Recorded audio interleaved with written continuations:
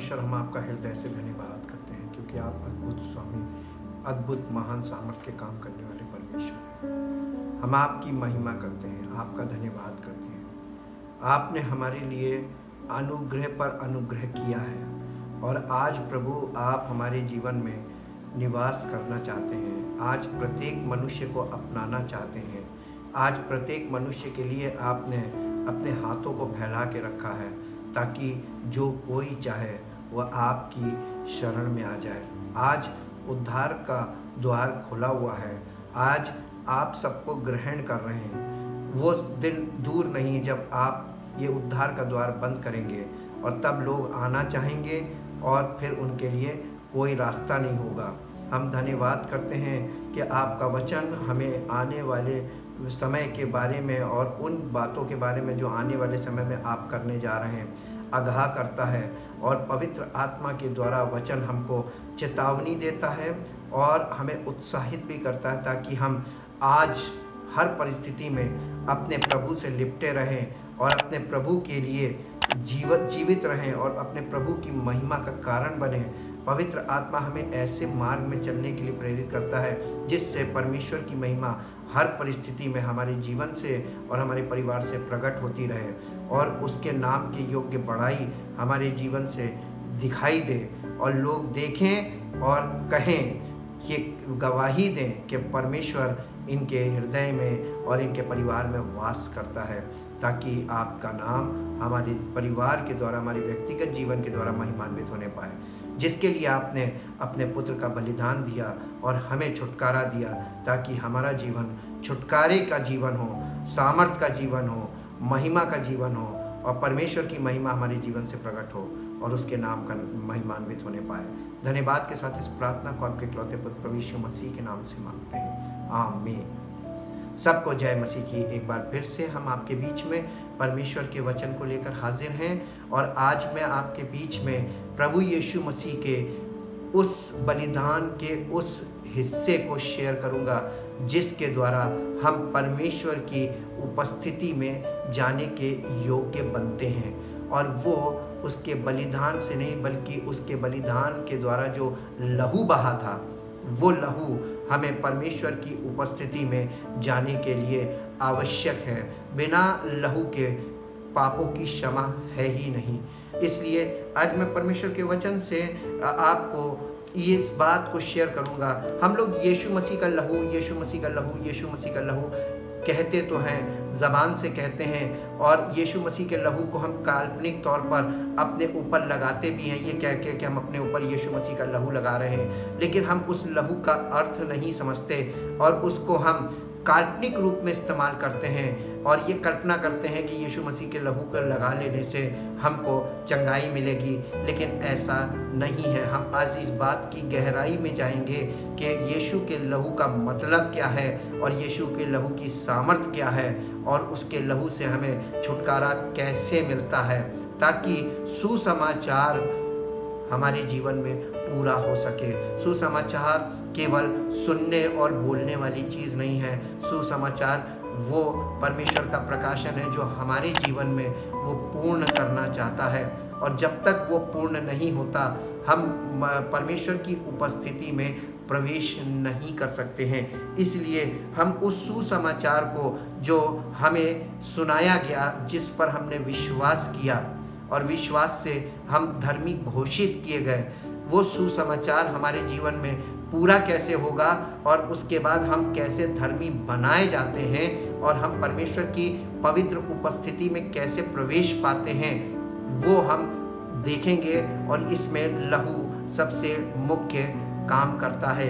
यीशु का लहू, यीशु का लहू, the blood of Jesus means, सबसे पहले मैं आपके बीच में पढ़ूंगा रोमियो की पत्री उसका 3 अध्याय, रोमियो की पत्री उसका 3 अध्याय और उसका रोमियो की पत्री के 3 अध्याय में आएंगे और 3 अध्याय का 24 पद से पढ़ेंगे। परंतु उसके अनुग्रह से उस छुटकारे के द्वारा जो मसीह यीशु में है सेंत मेंत धर्मी ठहराए जाते हैं। ये जब कोई भी व्यक्ति सुसमाचार सुनता है, और उस सुसमाचार को विश्वास करके ग्रहण कर लेता। विश्वास करना, ग्रहण करना है। Believe means receive according to the New Testament. नए नियम के अनुसार किसी बात को ग्रहण करना उसे विश्वास करने को में गिना जाता है। जब हम किसी बात पर विश्वास करते हैं तो उस बात को एक्सेप्ट कर लेते हैं या मान लेते हैं। यीशु मसीह पर विश्वास करते ही हम सेतमेत धर्मी ठहराए जाते हैं। सेतमेत का मतलब फ्री ऑफ कॉस्ट नहीं है। सेतमेत का मतलब होता है विदाउट एनी वर्क। हमने धर्म का ऐसा कोई काम नहीं किया जिसके द्वारा हम धर्मी ठहराए जाएं, बल्कि प्रभु यीशु मसीह के बलिदान से परमेश्वर प्रसन्न हुआ और हमने उस बलिदान पर विश्वास किया कि वो मेरे लिए मारा गया, मेरे लिए गाड़ा गया, मेरे लिए जी उठा, मेरा है मसीह। हम उसको अपना व्यक्तिगत उद्धारकर्ता स्वीकार करते हैं या व्यक्तिगत उद्धारकर्ता करके विश्वास करते हैं कि वो मेरा उद्धारकर्ता है, मेरा प्रभु है, मेरा छुटकारा देने वाला है, मेरा स्वामी है। जब हम इस बात को एक्सेप्ट कर लेते हैं अपने मन के अंदर, यही है कि सेतमेत हम धर्मी ठहराए जाते हैं। We are declared righteous. हम धर्मी घोषित कर दिए जाते हैं, यानी यीशु मसीह ने हमारी जमानत ले ली, हमको अपनी जमानत पर छुड़ा लिया ताकि हम उसके पवित्र आत्मा के द्वारा, पवित्र वचनों के द्वारा शुद्ध किए जाएं और हम उसके लिए आगे जाने को तैयार किए जाए, ताकि हम परमेश्वर की उपस्थिति में उसकी महिमा के पात्र बन सकें और हमारा जीवन परमेश्वर पिता के सामने मसीह की महिमा का कारण हो, ताकि वो हमसे, हमारे जीवन से प्रसन्न हो सके। इसलिए वो दूसरा पार्ट पहले पार्ट पर निर्भर करता है। अगर पहला कदम हमारा सही नहीं होगा तो दूसरा कदम हरगिज सही नहीं हो सकता। हम दूसरे कदम में भटकते रहेंगे। और 25वें पद में लिखा है, उसे परमेश्वर ने उसके लहू के कारण एक ऐसा प्रायश्चित ठहराया जो विश्वास करने से कार्यकारी होता है, जो पाप पहले किए गए और जिन पर परमेश्वर ने अपनी सहनशीलता के कारण ध्यान नहीं दिया, उनके विषय में वो अपनी धार्मिकता प्रकट करे। यहाँ पर जो पाप हमने अपने जीवन में उस दिन तक किए जिस दिन हमने परमेश्वर के पुत्र प्रभु यीशु मसीह पर विश्वास किया, उस सुसमाचार पर विश्वास किया जो हमारे छुटकारे के लिए हमें दिया गया है, तो हमने उस दिन तक जितने भी पाप जाने अनजाने हमारे जीवन से हुए, क्योंकि मनुष्य जन्म से ऐसे स्वभाव में है कि उसका स्वभाव पाप से भरा हुआ है और वो जानबूझ के पाप नहीं करता, बल्कि उसके स्वभाव के कारण उसके जीवन में पाप हो जाता है और होता चला जाता है और होता रहता है।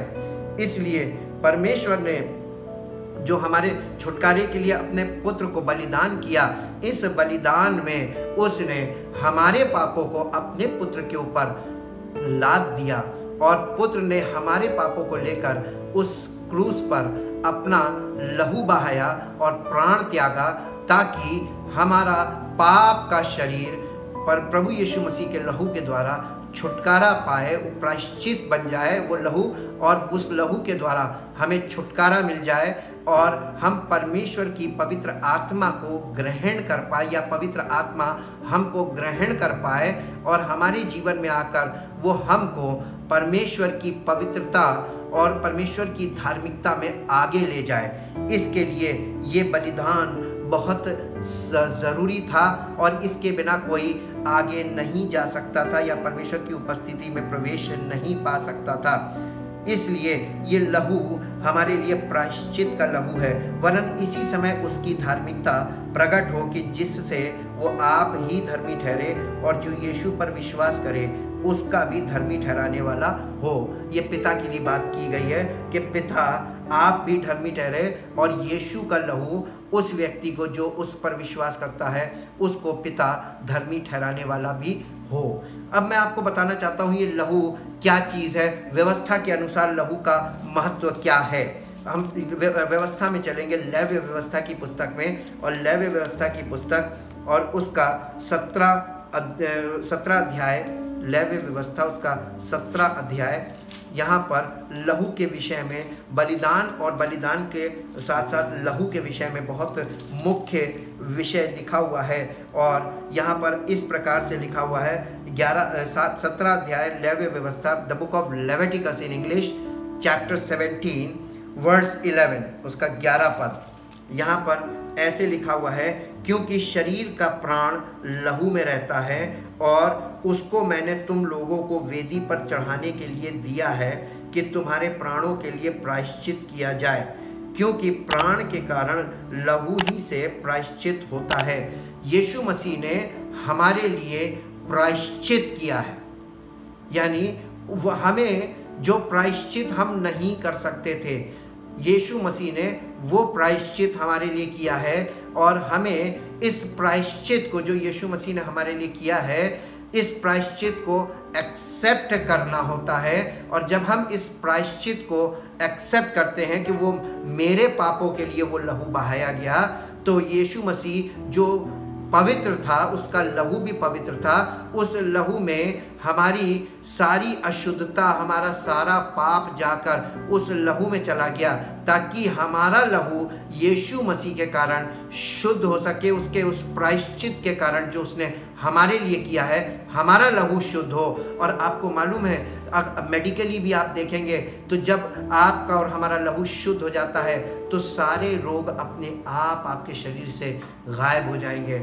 आप पूरी तरीके से चंगाई पा जाएंगे और आप स्वस्थ हो जाएंगे। सबसे बड़ी बीमारी का कारण हमारे लहू की अशुद्धता है, जो पाप के कारण हमारे लहू में पाई जाती है। यहाँ पर साफ साफ लिखा हुआ है, क्योंकि शरीर का प्राण लहू में रहता है। हर मनुष्य के शरीर में लहू है और लहू हमारा प्राण है। यीशु मसीह ने हमारे लिए अपना प्राण दिया, ताकि यीशु मसीह का प्राण हमारे अंदर आ जाए और पवित्र आत्मा हमें उस प्राणों के लायक बनाता है। इसलिए जब तक कि ये कार्य जो पवित्र आत्मा के द्वारा हमारे जीवन में होना है, जब तक ये कार्य नहीं होता है, तब तक परमेश्वर की धार्मिकता हमारे जीवन से कभी प्रकट नहीं होगी। ये निश्चय जान लीजिए। यीशु मसीह का लहू हमें सब पापों से इसीलिए शुद्ध करता है, ताकि पवित्र आत्मा हमारे जीवन में कार्य कर सके, हमको एक्सेप्ट कर सके। क्योंकि पवित्र आत्मा पवित्र है और हम पापी हैं। यीशु मसीह हम अपने लहू के द्वारा वो पवित्रता, अपनी पवित्रता देता है, ताकि पवित्र आत्मा उसकी पवित्रता के कारण हमारे जीवन को ग्रहण करे और हमें पवित्रता के मार्ग में आगे लेके जाए। इसलिए हम आगे देखेंगे, इब्रानियों की पत्री उसके 9 अध्याय में चलेंगे, the book of Hebrews in the English, chapter 9 verse 22। यहाँ पर इस प्रकार लिखा है 22 पद में, 9:22 में, सच तो ये है कि व्यवस्था के अनुसार प्रायः सब वस्तुएं लहू के द्वारा शुद्ध की जाती हैं और बिना लहू बहाए पापों की क्षमा नहीं है। आज लोगों को ये संदेश दिया जाता है कि यीशु मसीह के सामने जाके अपना प्रायश्चित करें या माफ़ी मांगे। आप तो केवल 2 शब्दों में कह देते, प्रभु हमें माफ़ कीजिए, हमें गलती हो गई। लेकिन कभी आपने सोचा है कि आपकी उस गलती के पीछे किसी ने अपने प्राणों को त्याग दिया और आज वो इंतज़ार कर रहा है कि आपके सॉरी का इंतज़ार नहीं कर रहा है। वो तो उसने परमेश्वर के सामने आपके लिए प्रायश्चित कर दिया जो उसको करना था। अब आपको प्रायश्चित ये करना है कि आपको अपना प्राण उसको दे देना है जिसने आपके लिए अपना प्राण न्योछावर कर दिया, बलिदान कर दिया, परमेश्वर के आगे निर्दोष चढ़ा दिया, ताकि उसका पवित्र आत्मा आपके जीवन में कब्जा ले, कंट्रोल करे और आपके जीवन में पवित्र आत्मा कार्य करे, ताकि आप पवित्र आत्मा की अगुवाई में वो जिंदगी जिए जो वो चाहता है कि आप जिए। आप अपनी इच्छा में नहीं चल सकते, क्योंकि जिसने आपके लिए छुटकारे का काम किया है, आप और हम उसके ऋणी हैं, उसके कर्जदार हैं। इसलिए हम उसके एक तरीके से देखा जाए तो खून के खरीदे गुलाम हो गए और हम उसके खरीदे हुए मोल लिए हुए हैं। इसलिए हम कैसे अपनी इच्छा उसके सामने प्रकट करें? हम तो उसके गुलाम बन गए हैं, उसके खरीदे हुए हैं। इसलिए जो उसकी मर्जी है वो हमारे जीवन में सर्वोपरि होनी चाहिए और उसी के अनुसार हमें जीवन जीने की आवश्यकता है। ये सच्चे सुसमाचार के अनुसार है जो हमारे जीवन में पूरा होना है। इफिसियों की पत्री में चलेंगे और उसका पहला अध्याय, इफिसियों की पत्री उसका पहला अध्याय और उसका 7 पद देखेंगे। इफिसियों की पत्री पहला अध्याय उसका 7 पद, the book of Ephesian in English chapter 1 verse 7। हमको उसमें उसके लहू के द्वारा छुटकारा अर्थात अपराधों की क्षमा उसके उस अनुग्रह के धन के अनुसार मिला है जिसे उसने सारे ज्ञान और समझ सहित हम पर बहुतायत से किया, क्योंकि उसने अपनी इच्छा का भेद उस भले अभिप्राय के अनुसार हमें बताया जिसे उसने अपने आप में ठान लिया था कि समयों के पूरा होने का ऐसा प्रबंध हो कि जो कुछ स्वर्ग में है और जो कुछ पृथ्वी पर है सब कुछ वो मसीह में एकत्रित करे। हमको पिता परमेश्वर मसीह में एकत्रित कर रहा है, हमको इकट्ठा कर रहा है। मसीह की देह में हमारे प्राणों को एकत्रित किया जा रहा है, हमारी ज़िंदगी को एकत्रित किया जा रहा है ताकि मसीह की देह का हमारा जीवन मसीह की देह का अंग बने, जिसे spiritual body of Jesus Christ कहते हैं, जिसे इंग्लिश में एक वर्ड में हम कलीसिया या इंग्लिश में चर्च कहते हैं। चर्च का मतलब body of Christ means physical नहीं, स्पिरिचुअल बॉडी ऑफ क्राइस्ट, आत्मिक देह मसीह की, जिसमें पवित्र आत्मा प्रमुख आत्मा है और मसीह की देह का आत्मा पवित्र आत्मा है। और हम मसीह की देह का वो अंग बने जो पवित्र आत्मा के द्वारा कार्य करने वाला अंग हो। और इस तरीके से मसीह की असली देह जो उसने कहा था मैं अपनी कलीसिया बनाऊंगा, वो बना रहा है और हम उसका हिस्सा बनने पाए। कुलस्सियों की पत्री में चलेंगे। कुलस्सियों की पत्री उसका पहला अध्याय, the book of Colossians, the letter to the church of Colossians, कुलस्सियों की पत्री पहला अध्याय और उसका 13 और 14 पद पढ़ेंगे पहले अध्याय का। उसी ने हमें अंधकार के वश से छुड़ाकर अपने प्रिय पुत्र के राज्य में प्रवेश कराया, जिसमें हमें छुटकारा अर्थात पापों की क्षमा प्राप्त होती है। जब हम पीतल की वेदी के पास जाते थे, हम संसार से यानी वर्ल्ड से अंदर प्रवेश करते थे।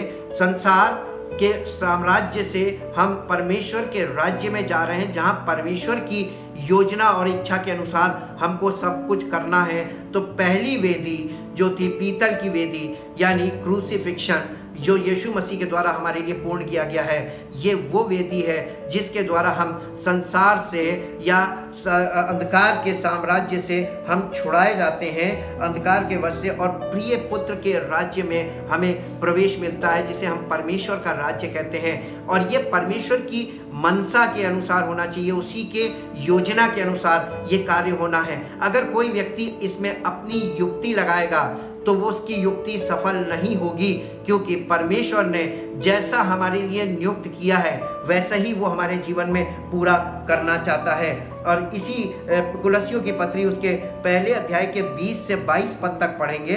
यहाँ पर इस प्रकार से लिखा हुआ है 20 से 22 पद, और यहाँ पर इस प्रकार से लिखित है, और उसके क्रूस पर बहे उस लहू के द्वारा मेल मिलाप करके सब वस्तुओं का उसी के द्वारा से अपने साथ मेल मिलाप कर लें, चाहे वे पृथ्वी पर की हो चाहे स्वर्ग में की हो। तुम जो पहले निकाले हुए थे, हम जो अन्य जाति लोग हैं, हम परमेश्वर से बिल्कुल अलग किए हुए थे, निकाले हुए थे। तुम जो पहले निकाले हुए थे और बुरे कामों के कारण मन से बैरी थे, उसने अब उसकी शारीरिक देह में मृत्यु के द्वारा तुम्हारा भी मेल कर लिया, ताकि तुम्हें अपने सम्मुख पवित्र और निष्कलंक और निर्दोष बनाकर उपस्थित करे। यहाँ पर यह नहीं लिखा है कि आप विश्वास करेंगे और आप सीधे सीधे अंदर चले जाएंगे। उसने कहा कि तुमको पवित्र, निष्कलंक और निर्दोष बनाकर उपस्थित करें। यीशु मसीह के लहू के द्वारा हमको पवित्र आत्मा तुरंत आ जाता हमारे जीवन में, और वो हमको निष्कलंक और निर्दोष और पवित्र बनाकर परमेश्वर पिता की उपस्थिति में यानी पवित्र स्थान में अंदर लेकर जाता है, उपस्थित कराता है, ताकि प्रभु यीशु मसीह के द्वारा ये कार्य परमेश्वर पिता के सामने पूर्ण किया जाए। यदि तुम विश्वास की नींव पर दृढ़ बने रहो और उस सुसमाचार की आशा को जिसे तुमने सुना है ना छोड़ो, जिसका प्रचार आकाश के नीचे की सारी सृष्टि में किया गया और जिसका मैं पौलुस सेवक बना। ये सुसमाचार को कभी छोड़ना नहीं है। ये प्रोग्रेसिव रेवलेशन ऑफ गॉड है। ये एक के बाद एक स्टेप आपके जीवन में पूरा होना है। और अगर कोई व्यक्ति सुसमाचार के पहले कदम को जो यीशु मसीह के द्वारा उसको आगे जाने के लिए घोषणा की गई, उसको पवित्र घोषित किया गया है, उसको धर्मी घोषित किया गया, अभी वो धर्मी है नहीं। ये पिछले सब पापों की माफ़ी उसको दी गई है, अभी वो पिछले माफ़ हो गए और आगे अभी उसने किए नहीं है, इसलिए वो धर्मी घोषित हुआ है। लेकिन पवित्र आत्मा तुरंत आ जाता है ताकि आगे को आप उसके पाप के दासत्व में दोबारा ना फंस जाएं, और वो आपको प्रतिदिन आपके जीवन में पाप से बचकर कैसे चलना है मार्गदर्शन करता है। आपको परमेश्वर के राज्य के और परमेश्वर की योजना के विषय में लगातार उत्साहित भी करता है और शिक्षित भी करता है और मार्गदर्शन भी करता है, ताकि परमेश्वर के वचन के अनुसार, परमेश्वर के प्लान के अनुसार, परमेश्वर की योजना और इच्छा के अनुसार पवित्र आत्मा की अगुवाई में आप चलते रहें और परमेश्वर की उपस्थिति में पहुंचने के योग्य बन जाएं। ये योग्यता हमारी ओर से नहीं है, बल्कि परमेश्वर अपना पवित्र आत्मा देकर अपनी योग्यता से हमारे जीवन में इस कार्य को करता है। इब्रानियों की पत्री में फिर से चलेंगे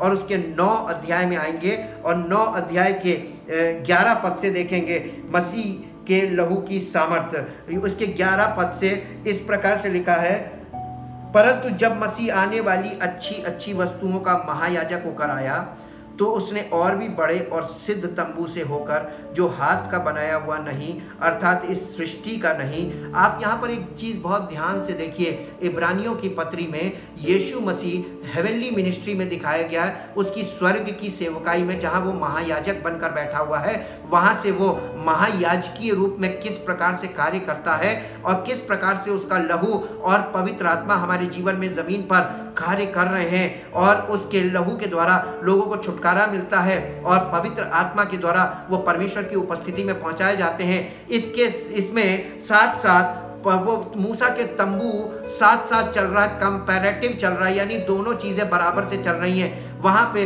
इसमें तंबू के विषय में बता रहा है और मसीह ने उसको कैसे हमारे लिए पूरा किया ये दिखाया जा रहा है। ये देखने वाली और सीखने वाली और समझने वाली बात है, इसलिए इस पुस्तक को बहुत ध्यान से देखें। तो उसने और भी बड़े और सिद्ध तंबू से होकर, जो हाथ का बनाया हुआ नहीं अर्थात इस सृष्टि का नहीं, और बकरों और बछड़ों के लहू के द्वारा नहीं पर अपने ही लहू के द्वारा एक ही बार पवित्र स्थान में प्रवेश किया और अनंत छुटकारा प्राप्त किया। क्योंकि जब बकरों और बैलों का लहू और कलोर की राख का अपवित्र लोगों पर छिड़का जाना शरीर की शुद्धता के लिए उन्हें पवित्र करता है, तो मसीह का लहू जिसने अपने आप को सनातन आत्मा के द्वारा परमेश्वर के सामने निर्दोष चढ़ाया, तुम्हारे विवेक को मरे हुए कामों से क्यों ना शुद्ध करेगा, ताकि तुम जीवते परमेश्वर की सेवा करो। जीवते परमेश्वर की सेवा करने के लिए हमारे विवेक को शुद्ध होने की ज़रूरत है, और हम अपना विवेक स्वयं शुद्ध नहीं कर सकते। बाइबल पढ़ने से विवेक शुद्ध नहीं होता, दुआ करने से विवेक शुद्ध नहीं होता, स्तुति आराधना करने से विवेक शुद्ध नहीं होता। विवेक शुद्ध होता है पवित्र आत्मा का कार्य जब हमारे जीवन में होता है, तब हमारा विवेक शुद्ध होता है। पवित्र आत्मा के द्वारा जो हमारे विवेक को शुद्ध करने के लिए एक व्यक्ति है, पवित्र आत्मा वो व्यक्ति है जो हमारे जीवन में याजक बनकर आता है और याजक बनकर कार्य करता है। उस महायाजक की ओर से भेजा जाता है। हमारा महायाजक प्रभु यीशु मसीह है, और वो याजक यानी पवित्र आत्मा को भेजता है, जो हमारे हृदय में और हमारे अंदर आता है और हमारे विवेक को शुद्ध करता है, हमारे मन के अंदर के विचारों को और हमारे मन के अंदर की सब हृदय की भावनाओं को और इच्छाओं को, कल्पनाओं को वहाँ पर काम करता है। और वो इंटरनली तब तक काम करता है जब तक हमारे अंदर नया मनुष्यत्व वो पैदा ना कर दे, और नए मनुष्यत्व के बाद हम पवित्र आत्मा हमको आगे लेके जाता है ताकि हम परमेश्वर की उपस्थिति में जाने के योग्य बने और वहाँ पर जाकर हम यीशु मसीह की महिमा का कारण बने और पिता की प्रसन्नता हमारे जीवन पर हो, ऐसा वो चाहता है। इसलिए आज आप लोग हमें और आपको ये ध्यान देने की ज़रूरत है कि क्या सुसमाचार हमारे जीवन में पूर्ण हुआ है या पूर्ण हो रहा है।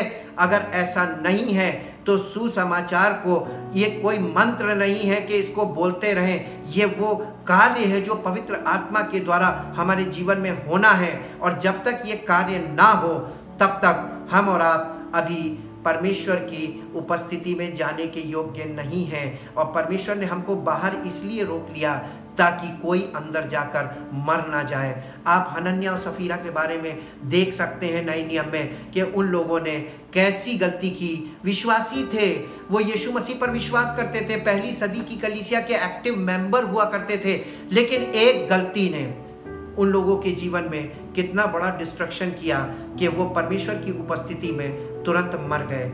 ये हमारे लिए परफेक्ट एग्जाम्पल होगा आज के युग में। अगर कोई व्यक्ति आज कलीसिया में इस पवित्र आत्मा का कार्य उसके जीवन में नहीं है और अगर वो उस व्यक्ति के संपर्क में जाए जहाँ पवित्र आत्मा का वास है, उसके सामने जाने पर आपको बुरा अनुभव ना मिल जाए। आप जो चीज़ से दूर भागते हैं, जिस चीज़ से परमेश्वर हमें बचाना चाहता है, वो हमें मृत्यु से बचाना चाहता है, वो हमें जीवन देना चाहता है। और वो इसलिए लोगों को बाहर रोकता है कि कहीं ऐसा ना हो कि एक गलत तरीके से आने वाला व्यक्ति अंदर जाके मर जाए। आप पुराने नियम में जाके देखिए उज्जा क्यों मर गया। वो राइट पर्सन नहीं था। वाचा के संदूक पे जिस पे लदा था उस गाड़ी पे उसने हाथ रखा और वो मर गया। और पुराने नियम में भी आप जाके देख सकते हैं, तंबू के समय में भी आप जाके देख सकते हैं कि जो लोग सही लोग नहीं थे, जिनको परमेश्वर ने नियुक्त नहीं किया था, वो उपस्थिति में जाते थे, मर जाते थे। परमेश्वर हर एक उस व्यक्ति को बाहर ही रोकेगा ताकि कोई व्यक्ति परमेश्वर की उपस्थिति में जाकर मर ना जाए, क्योंकि उसने अब हमारी मृत्यु का समाधान किया है। अपने पुत्र को की मृत्यु के बदले में हमें जीवन दिया है ताकि उसके पुत्र का जीवन हम में प्रकट हो और हमारा जीवन परमेश्वर की महिमा का कारण बने और परमेश्वर का राज्य हमारे द्वारा आगे बढ़े और उसका नाम महिमा पाए। धन्यवाद करते हैं ऐसे महान परमेश्वर के लिए जिसने हमारे लिए सब कुछ किया। अब हमें करना कुछ नहीं है, हमें परमेश्वर की इच्छा को उसकी योजना के अनुसार उसने जिस तरीके से बताया है, जो उसने कदम बताए हैं, जो विधि बताई है, उसी के अनुसार आज्ञा माननी है और आज्ञा के अनुसार चलना है। पवित्र आत्मा की अगुवाई में चलना है और एक एक बात में अपनी नहीं बल्कि उसके अनुसार ही करना, उसकी इच्छा को पूरा करना। अपनी इच्छा निकाल कर अपने जीवन से किनारे रख दिया। अगर आप आगे जाना चाहते हैं, अगर नहीं जाना चाहते हैं तो आप अपनी इच्छा में बने रहिए, लेकिन अगर आप परमेश्वर की सामर्थ को अपने जीवन में देखना चाहते हैं, उसके राज्य में प्रवेश करना चाहते हैं और अनंत छुटकारा प्राप्त करना चाहते हैं, और तो आपको एक ही काम करना पड़ेगा, वो ये कि अपनी इच्छा को मारना पड़ेगा और परमेश्वर की इच्छा को एक्सेप्ट करना पड़ेगा और उसी इच्छा के अनुसार आगे आप जा सकते हैं ताकि उसकी मर्जी पूरी हो और उसका नाम महिमा पाए। धन्यवाद के साथ हम परमेश्वर पिता से ये विनती करते हैं कि हे पिता, हम सब पर आपकी दया जो हुई थी वो दया आज भी बनी हुई है। आपकी ओर से कोई ऐसी बात नहीं है, आज भी द्वार खुला है। चाहते पिता परमेश्वर जितने भी लोग इन बातों को सुने और पवित्र वचन को खोलकर पढ़ें, पवित्र आत्मा उनको बुद्धि दे, समझ दे, समझने की शक्ति दे ताकि वो आपके इकलौते पुत्र प्रभु यीशु मसीह के द्वारा उस राज्य में प्रवेश करें जो आपने उन लोगों के लिए तैयार किया है जो प्रवेश करना चाहते हैं। और पवित्र आत्मा हमें प्रवेश कराए ताकि आपका नाम हर एक उस व्यक्ति के द्वारा जो वहाँ पे प्रवेश करे महिमान्वित होने पाए और आपका नाम इस पृथ्वी पर, आपका राज्य बढ़ने वाला हो और आपकी महिमा हो। यीशु मसीह के नाम से मांगते हैं, आमीन। परमेश्वर हमें और आपको आशीषित करे। जय मसीह की।